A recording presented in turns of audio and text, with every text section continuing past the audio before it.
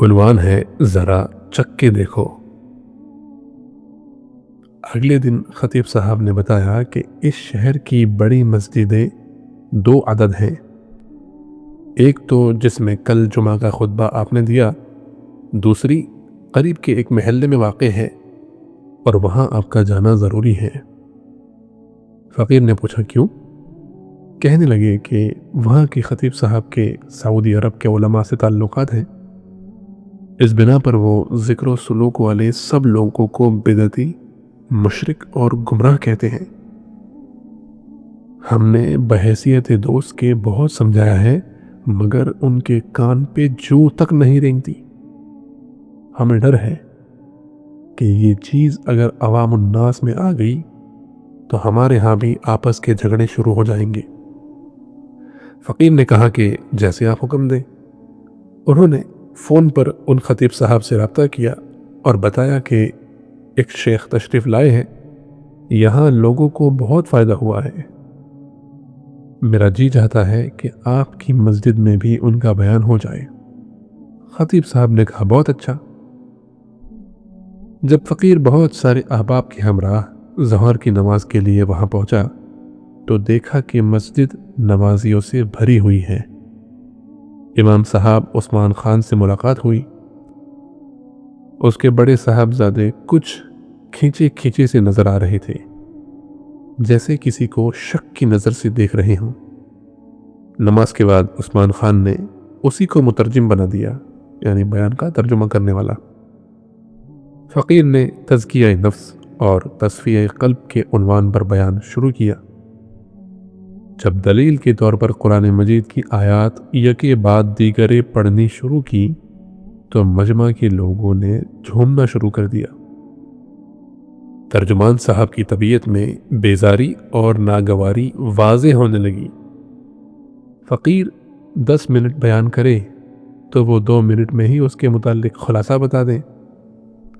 اتنے میں مولانا عبداللہ نے حالات کو بھانپ لیا۔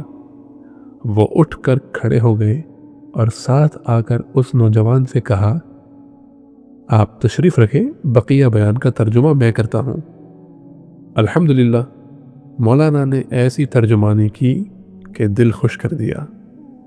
بیان اور مراقبہ کے بعد فقیر نے دعا کروا دی۔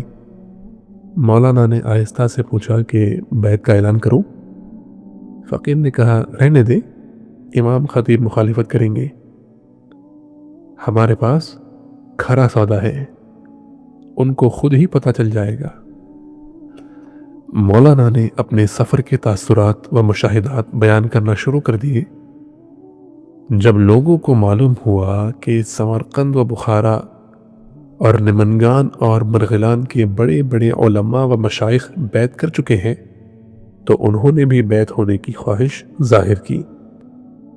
جب بیعت کے لیے کپڑا پھیلایا تو امام صاحب اور ان کے بیٹے نے بھی کپڑا پکڑ لیا اور بیعت کی کلمات پڑھے۔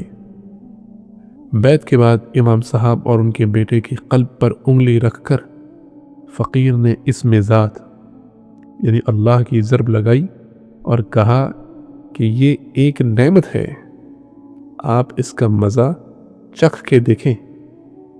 جس دکاندار کے پاس کھرا سودا ہوتا ہے وہ نمونے کے طور پر اپنی چیز کا مزہ چکھا دیتا ہے۔ سب دلیلوں سے بڑی دلیل یہی ہوتی ہے۔ حاضرین محفل میں سے چند حضرات اصرار کرنے لگے کہ آج آپ ہمارے مہمان بنیں۔ امام صاحب نے جب دیکھا کہ نمازیوں کے دل ہی اس نے جیت لیے تو فرمایا نہیں، یہ میرے مہمان بنیں گے۔ فقیر نے کہا بہت اچھا۔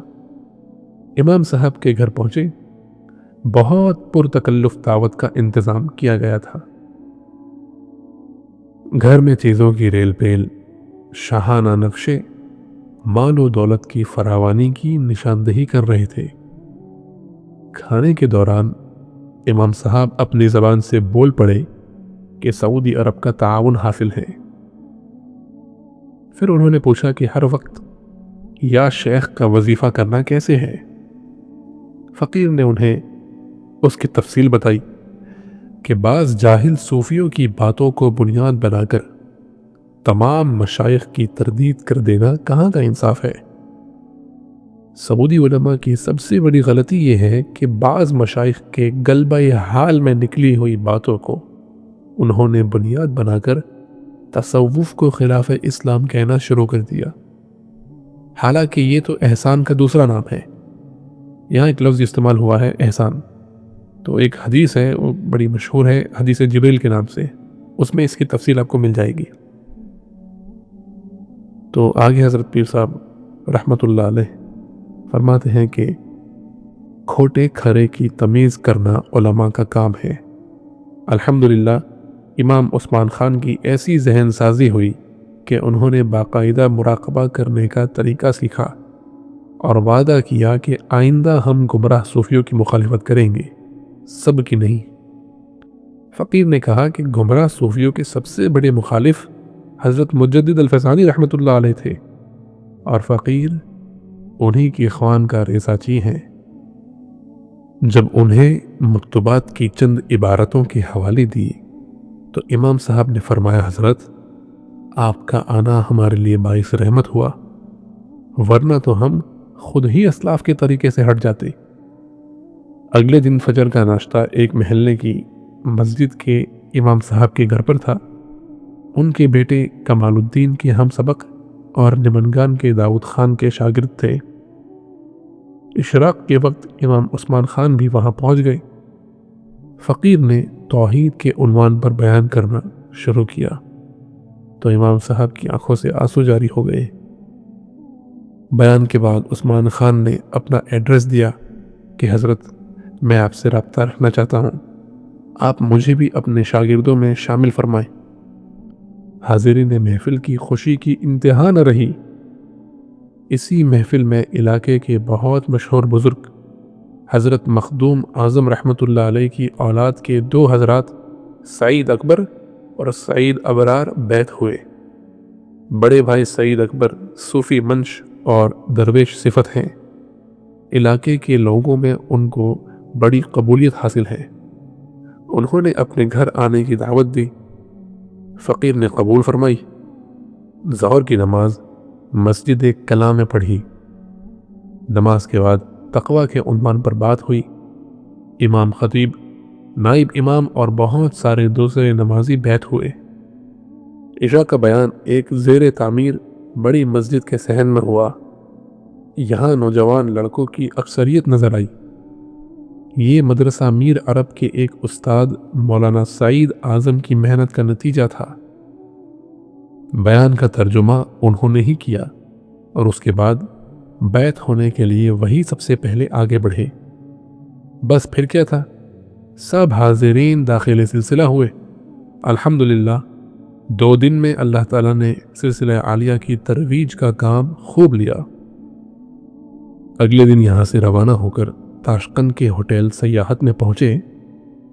جناب یعقوب تابانی نے کہا کہ حضرت ہم نے آپ کے سفر کے احوال زبانی سن لیے ہیں، آپ اپنا سفر نامہ تیار کریں تاکہ دوسرے لوگوں کے لیے بھی فائدہ مند ہو سکے۔